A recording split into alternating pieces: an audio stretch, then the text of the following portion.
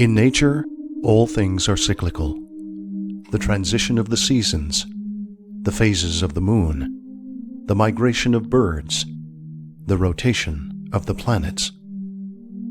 According to the original legend of Michigan's Dogman, the appearances of this mythical creature are cyclical as well. The entire song covers a span of 130 years. Each verse details a single encounter. Each encounter takes place in the 7th year of the decade. You're about to take a chronological tour of all the places that are part of the song. We're not trying to find the Dogman. We're going to places he's already been.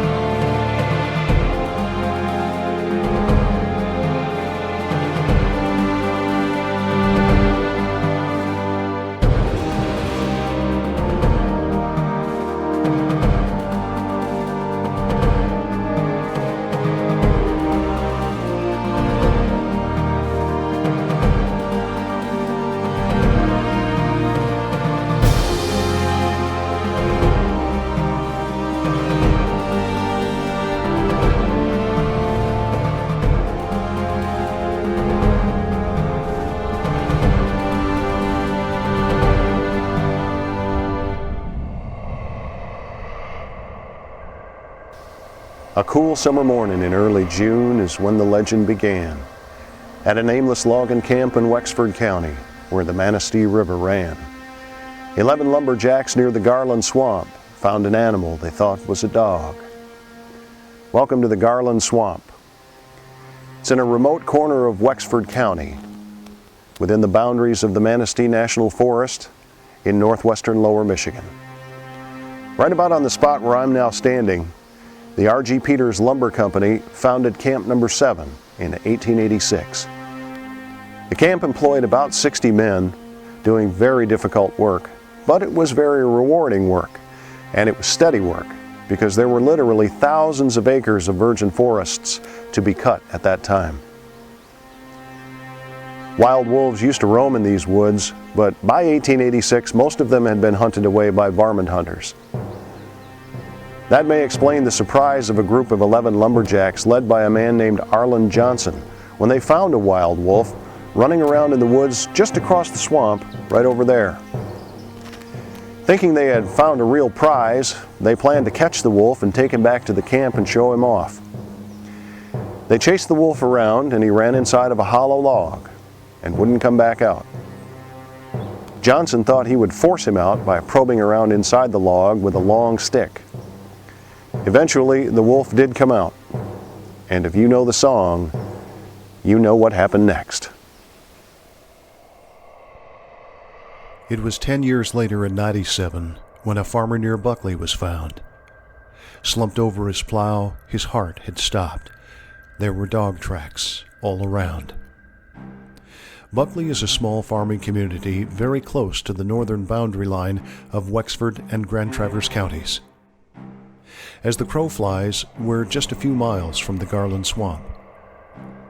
The name of the farmer who was found slumped over his plow won't be discussed here, because many of his ancestors still live in this area. We can tell you he was 54 years old and a lifelong bachelor. Officially, the cause of death was a heart attack. Unofficially, rumors swirled around the community for years. The dog tracks surrounding the farmer could have been made by curious coyotes, but at least one account said the prints were larger than a man's hand. The average man's hand is 7 to 8 inches from the heel of the thumb to the tip of the forefinger. Even a large Newfoundland dog will only produce a print about 4 inches across. So what kind of dog circled the farmer near Buckley? 7 years past the turn of the century, they say a crazy old widow had a dream of dogs that circled her house at night. In 1907, this house was owned and occupied by an eccentric 67-year-old widow by the name of Ella Mercado. The house is located in rural Manistee County.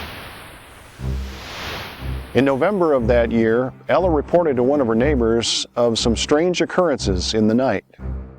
Wolves were coming out and circling her house, walking around on 2 legs and making strange, high-pitched screeching noises. The neighbor was a bit unnerved, but he volunteered to bring his shotgun up to Ella's house that night to scare the creatures away. Ella said that wouldn't be necessary. She wasn't really scared of the creatures, only interested by them. She even thought she might want to talk with them.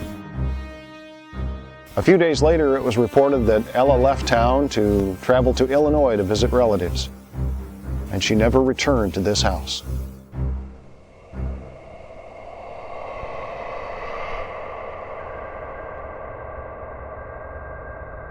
In 1917, a sheriff who was out a-walking found a driverless wagon and tracks in the dust like wolves had been a-stalking. The road the sheriff was walking down is this road, near Lake City in Missaukee County. He was here responding to a call that his office had received that an abandoned wagon had been found on this road. It matched the description of a wagon owned by Dr. Angus Willoughby, who had disappeared mysteriously a few days before. The wagon was empty except for Dr. Willoughby's shotgun, which was loaded and cocked. The 4-horse team was laying dead alongside the road, still hitched to the wagon. Dr. Willoughby was an experienced outdoorsman and an avid hunter. He knew how to use a gun. So whatever happened here happened very, very quickly. In 1937, a schooner captain said several crew members had reported a pack of wild dogs roaming Bowers Harbor. A few miles north of Traverse City on the Old Mission Peninsula, Bowers Harbor was a well-known anchor spot for sailing ships seeking shelter from storms on Lake Michigan. Today, it's surrounded by million-dollar homes and is a pleasure boat haven. The schooner in question was the Alicia, under the command of Captain Parker Garrett, and one of the last working privately owned schooners on the Great Lakes. Over several days in October of 1937, while the Alicia was anchored in Bowers Harbor, the logbook contains entries regarding wild dogs frightening the crew at night. One crewman reported being awakened by the sound of something swimming around the ship and scratching at the wooden hull. The Alicia sailed away on November 3rd to continue her last trip of the season. Captain Garrett sold the ship that winter and retired to a farm in Iowa. In 1957, a man of the cloth found claw marks on an old church door. The brick church, located in the far northeastern corner of Missaukee County, was home to many denominations since it was built in 1922. On a Saturday morning in early September of 1957, a maintenance man reported for work and found deep gouges and scratches running top to bottom on one of the tall entry doors. Thinking the damage had been caused by a bear or a stray dog, the minister simply called the insurance company and filed a claim.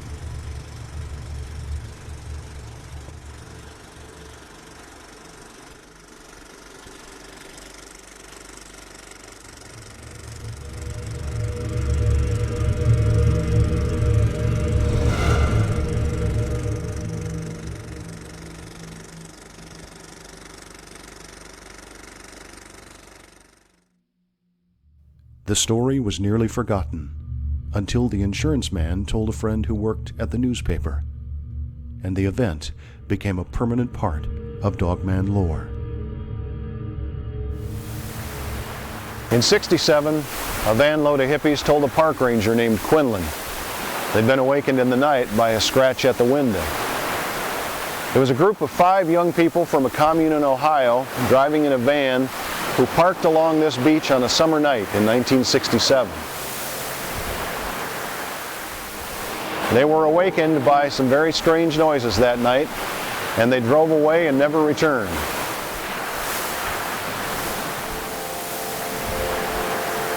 The responding officer, Roger Quinlan, said he found dog tracks all around their campsite.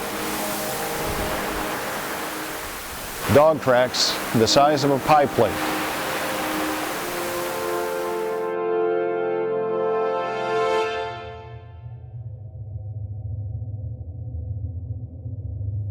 Then in the summer of '87, near Luther, it happened again.